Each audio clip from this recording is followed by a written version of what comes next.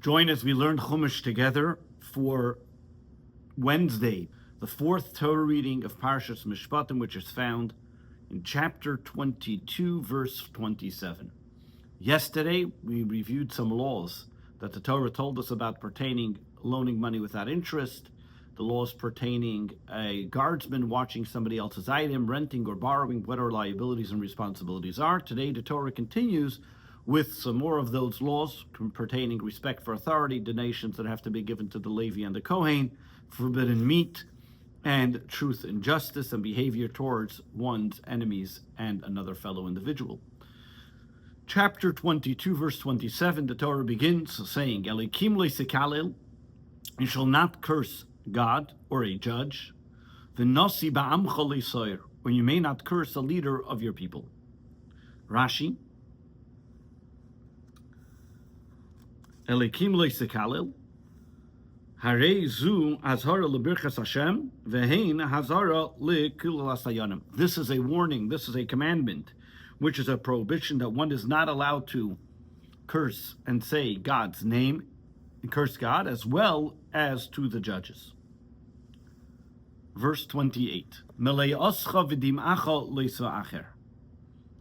you should not delay the newly ripened fruit that you have to give for Bikurim, as well as the Truma, which you have to give to the Levites as the Meiser. So Malayascha, when the ripened fruit, newly ripened fruits, the Macha is the amount that you have to give for the Truma. Leisa Achar, do not delay it. B'cher banecha, titenali. You shall present to me your firstborn of your sons, that was already explained in the end of the Parsha of Bo. Over here, Malayascha v'Malayascha says Rashi, what does Malayascha mean? Choiva mutelas alecha. This is the obligation which is put on you. Kishetismali tvuaschal bashel, when your wheat is finished getting ripened. Vehem bikurim, which that is the first fruit that has to be brought. When the first fruit is ripened, he has to bring it right away to the holy temple while it's still, and dedicate it while it's even still connected. V'dimacha, dimacha, that's truma ve'nideu ma loshin dema. Rashi says, I don't know why in this case the Torah calls the truma, the tithe, that it should be called dema. Loisa achar, don't delay it. Loisa shana seder rashasan. What does it mean, don't delay it? Meaning, don't change the way you have to contribute and separate it. To do what was supposed to be done later first, do what was first, do it later. Meaning that you should not first do the truma, which is the giving the grain or the wine to the Levite, and then afterwards bring the Bikurim to the Kohen, or Meiser l'Truma, or the tithing of the Truma. Each one should be done according to its order, meaning the first thing, as soon as the fruit is ripened, you give Bikurim. The next thing that is given is the Truma, and then the next thing is the Meiser. Making sure each one should have to be done accordingly, that the Kohen would then get the Bikurim and the Truma, the Meiser, which is the tithing, would then go to the Levi. That you have to redeem him with 5 slime from the Kohen. Didn't the Torah already tell us earlier about the laws pertaining to the firstborn?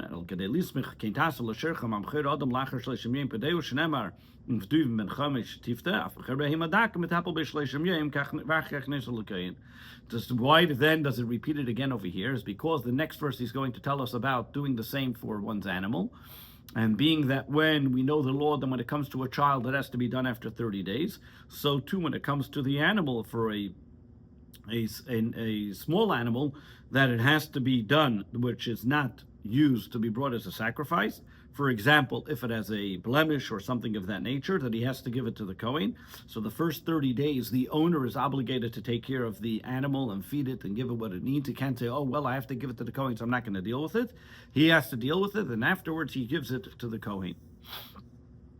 So too you should do to your ox and your flock, that they give the firstborn to the Kohen, as we mentioned in the previous Rashi. Shivas yamim yiyem imay, for 7 days it will remain with its mother. And on the 8th day you shall give it to me. What is this referring to? He says as follows.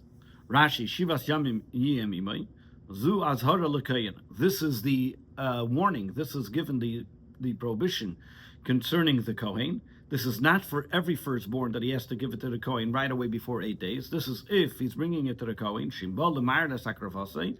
that if the Kohen wants to bring the firstborn as a sacrifice, he should not bring it before 8 days old, because it hasn't yet completed its time and it's not yet eligible to be brought as a sacrifice. On the 8th day, he can give it to me. One may think you may think it's an obligation because the Torah says on the 8th day you should give it to me, that you have to bring it on the 8th day. Nemar kan, it says over here, but it's not so. Why? Because Nemar kan shmini even Nemar lahalon umiyemashmin of haliratza. Over here it says you should bring it on the 8th day, and then later on in the book of Leviticus, where it talks about the other sacrifices, it says from the 8th day on you can bring it as an offering. Mashmin omer lahalon lahachshir. The same way that it says later on the 8th day is only telling you that it is ready from the 8th day that it can be brought as a sacrifice. Mishmini lahalon shmini omer kan lahachshir. So too when it says over here the word the 8th day, it's telling me that from the 8th day it has the ability and probability, it's worthy and it's ready to be brought as a sacrifice. This is the obvious way of understanding the verse, that from the 8th day onward, not that it's an obligation to bring it on the actual 8th day, but from the 8th day onward, one is able and is allowed to bring it as a sacrifice. Verse 30, you should be holy people unto me, and because of that, you should not eat flesh of an animal that was fatally wounded in the field.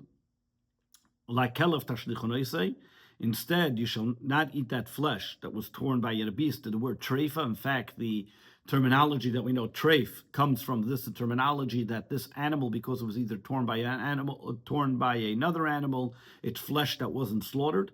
What should you do with it? You should cast the meat to the dogs.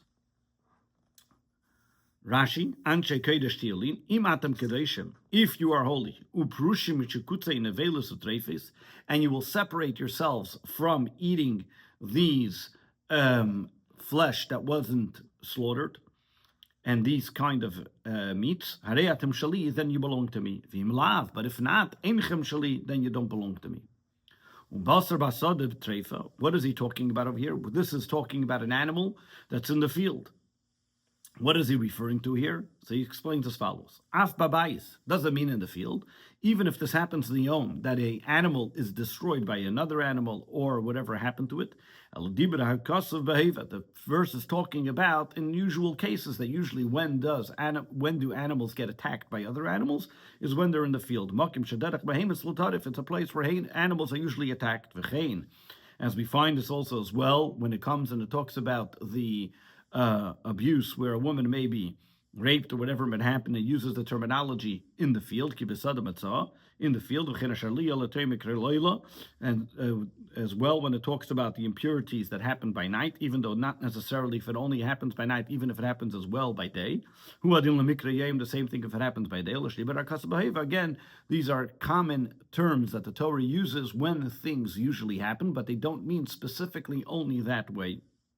Unclus Tiergame, the Unclus explains the word treifa, basar tetlish min chayva chaysa, an animal whose flesh was ripped off them while they're still alive. So, for example, basar shenitlish alidei treifa zeveyari. For example, if a wolf or a lion went and bit into an animal and took its meat from it, and chayik share from a kosher animal, and share from a kosher flock, chaya while it's still alive. To the dog you should cast it. Af hagoy kekelev. In this case, giving it to a non-Jew will have the same law and will apply as giving it to a dog. Meaning, this is not something which is not allowed to have pleasure from it. The same way you can give it to your dog and have pleasure from it, you're allowed to sell it to a non-Jew as well. Maybe I'm not allowed to. How do I know I'm allowed to sell it to a non-Jew if the very fact that the Torah uses the terminology, give it to the dog? Talmud Loimar. Therefore, later on, there's another verse that says, later on in the book of Deuteronomy, where it talks about, again, a piece of flesh that was not slaughtered, that either you can sell it to a non-Jew. So therefore, if a treifa, which is less of a complicated matter, that in this case, muteres b'chol hanos, that it should be permissible in any type of pleasure. So, Rashi, what he alludes from over here is that there are two kinds of meat that are not kosher. There's something called a nevela and a treifa. A treifa in this case means if it was while it was alive, an animal bit off from it. That's one case, or it was fatally wounded. A nevela would be if it was slaughtered incorrectly, or after they slaughter it, they realize that this animal inside was not healthy, so therefore it cannot be considered kosher. Both of them can be nevelas or treifas, different terminologies that are given in the technical kosher laws. But both of them, where we see that the actual nevela can actually make somebody impure. A treifa won't make the individual impure. So if by the nevela, one can say that he can sell it to a non-Jew, how much more so when it comes to a treifa, that would be permissible. So then the question is back, why does the Torah enumerate specifically a dog? Give it to the dog. Why does the Torah say give it to the dog? To teach you that to the dog is more respected, that to the dog you can give it for free, but to the non-Jew you should sell it. Well, the Torah is telling us that God does not hold back reward to any creature, meaning being that we find that the dogs, in a few weeks ago's Torah reading, we read that the dogs did not bark or did not hold their tongue when the Jewish people left Egypt. And therefore God says, give them the reward that we give them the treifas, these flesh that the Jews should not eat. Chapter 23, the Torah now tells us about truth in justice. Chapter 23, verse 1, you should not accept the false report. You should not join forces with a wicked man. To be a corrupt witness. Targumai, like the Targum translates, do not listen, do not accept a false report. This is a warning to the one, he should not even listen to it and believe in Lashon Hara, in gossip, in bad things about another person. This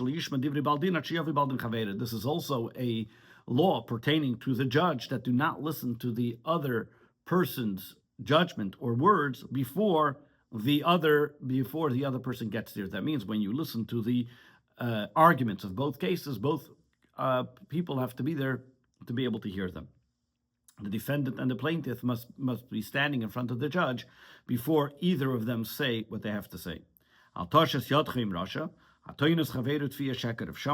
somebody is saying that his friend is saying something falsely, that he's promising him, he says, why don't you do me a favor and come and say false witness for me? Do not do that, because as we said, do not be an associate with saying a false witness with an individual.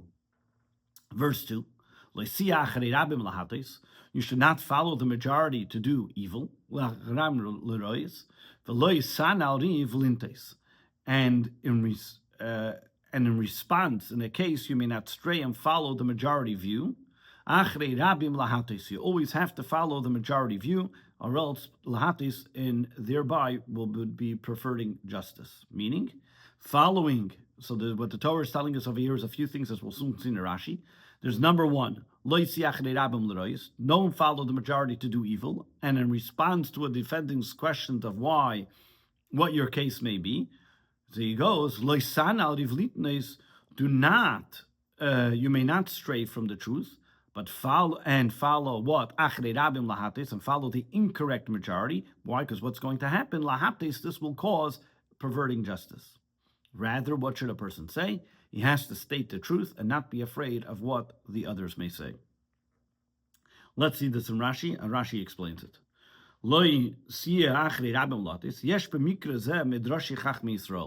There are many different explanations of how the rabbis explain this. But as you can see, it's very difficult to explain the actual verse clearly. So, the rabbis explain as follows. What does it mean, should not follow the majority in evil?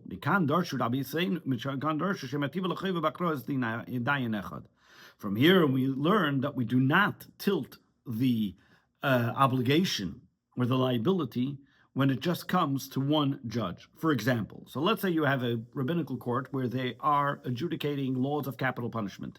You need 23 judges. 12 of the judges say that he is liable. 12 of the judges and 11 of the judges say he's not. What you're going to say is don't use one. That means don't sway the verdict to make the person liable because of majority, just of one majority. You have to have more than just one to make that majority, to make him liable of capital punishment. The Sefer Mikra Darshu, the end of the verse, they explain as follows. Achrei rabim lahates, you have to go after the majority because this may pervert. What does this mean? But if there are two that are majority over those that are making him liable and those that are make him innocent, then you have to move the verdict to saying that he should be liable for a capital punishment based on those two that is now the majority. As we can see, this is only talking about capital punishment. The emtza mikra darshu, and that's the beginning and the end. So if you look at the way the rabbis explain the verse, they take the beginning and the end that is talking about a case of capital punishment. Don't go only by one person. Make sure there are two people in the majority whenever you want to make a person liable. However, the middle they say, loisan al riv, meaning al rav, shein chilken amufla shebebezdin, meaning do not argue on the person who may be the highest level of the judge there. Therefore, lafichach maschila medina fashes min atzad, lektanim shem shelam tchila sheminu as daitam. Over here, what it says is that you should not argue with the person that's most respected in the rabbinical court. That's why, in general cases, when it came to capital punishment, they would start with the newest member of the rabbinic court, the youngest or the most, the least influential, if you want to call it. So, like this, he doesn't argue with somebody who already said something previously. Also, that they don't look to what the guy said on the top, and everybody just follows suit. Everybody gets to say their opinion. Therefore, Rashi continues to say that according to the way the rabbis explain it, this is the way you would have to explain this verse. Meaning, do not make the law. Do not make the person liable of capital punishment that because of one judge, you will now, that he makes the majority of those that say that he is liable, that he is guilty, over those that say that he is innocent. Lintes midvarav, to go away from the person's words, lefishu chasar yud, because it's missing the yud, darshu ba'ikain, therefore they say Rav, meaning the one who is at the lead. Achri rabim lahates, v'yesh rabim shataneit achreim, there are many who you can go according to them. Ve'imosai, when can you go according to them to make this person guilty, to make this person liable? Bisman shem shnayim amachrim amchayv yisrael merzakim, when there are two people that say that he is guilty more than the ones that say innocent. From here we learn the very fact that I know that you can't do it to make the person guilty. However, I do know that you could join them. That means in the minority that could say that the person's innocent. From here we learn. From here we learn in the Tractate of Sanhedrin that when it comes to capital punishment, you need two to sway the majority to make the person guilty. One can even sway the majority to make the person innocent. The Unclus Targum, the Unclus translates this verse differently, and he says the word leisana ariv lintes leisismana meliilofa madabiina chaldina. Do not hold back from saying your opinion about the judgment. And actually, if you would take the Hebrew language and translate it in Aramaic, that's the way it would be exact. If they ask you a question of how it should be judged, what should be the case, don't try to put yourself on one side and say, I don't want to get involved. Say what the true judgment should be, say your opinion, and thereby saying what the actual stance of yours is in this argument. However, Rashi is not satisfied with both of these interpretations because he doesn't feel they satisfy the simple interpretation of the verse. And therefore Rashi finds another interpretation to say as follows, which should follow more simple interpretation of the verse. And he says as follows. And I say to explain this verse in the simplest way, v'kach b'sreina, and this is the way it would mean. Lo yisiach rabim latos, im reisar shaymatim b'mishpat, if you see that evil people are trying to sway the court, lo yisemar, don't say, heil v'rabim, because they are the majority, I will follow them. This is the way we translated it initially, and this is the way, according to the simple interpretation, that a person says, oh, well, all these people are going to the majority, I'll just follow the lead. But if the person who's being judged is going to ask you, do not answer, do not respond according to that way which may leaning according to those people that are the majority, and say, oh, I'm just saying like them. And thereby swaying the court, the justice, from its truth. Say the truth, say the judgment, kasher hu, the way it's supposed to be, even though it will be against the majority. You're going to say, but that's what's going to happen to the majority? And the responsibility of the perversion of justice will be on those people who are in the majority who perverted the justice and ruined the law. That's their problem. It's nothing of your concern. You have to say the way you see it correct. 3. Vidol leisedar berive. You should not show difference to a poor man in his lawsuit. Leisedar, meaning leisachalik leikavid lezakoisa bedin. Don't give him extra honor in the court. V'loimer, saying dalu zakenu. He says he's sorry. Don't start feeling sorry for the fellow and saying, oh, he's a poor man. Let me help him, and therefore he should be innocent. And because of that, achabdenu. And therefore he would respect him, and therefore, because if he walks out guilty, then he won't have any money to pay. So what are you going to say? He's innocent, and like this, I'll get him off the hook. No, you're not allowed to do that. Verse 4. If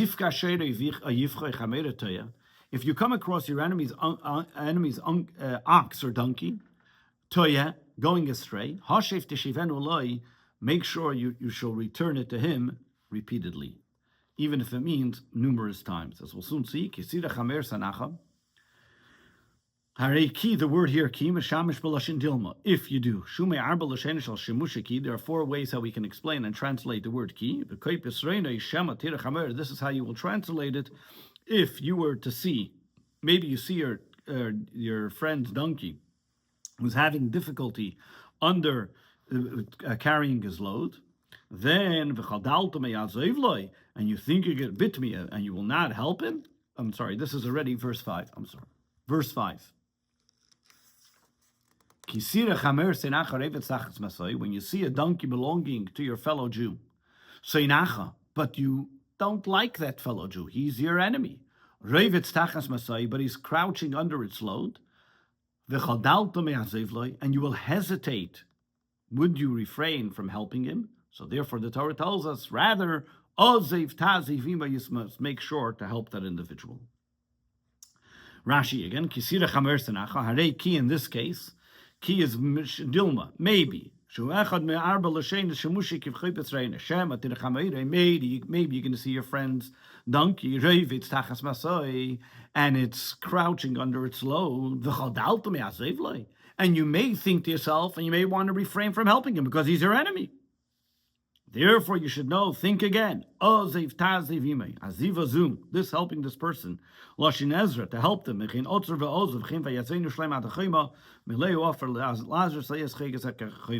here, the word Ozev means to help, and he brings the different places from Nehemiah as well, and it's in the book of Deuteronomy that the word Ozuv means to help. So do we find in other places. If you might say, many of these great nations are great.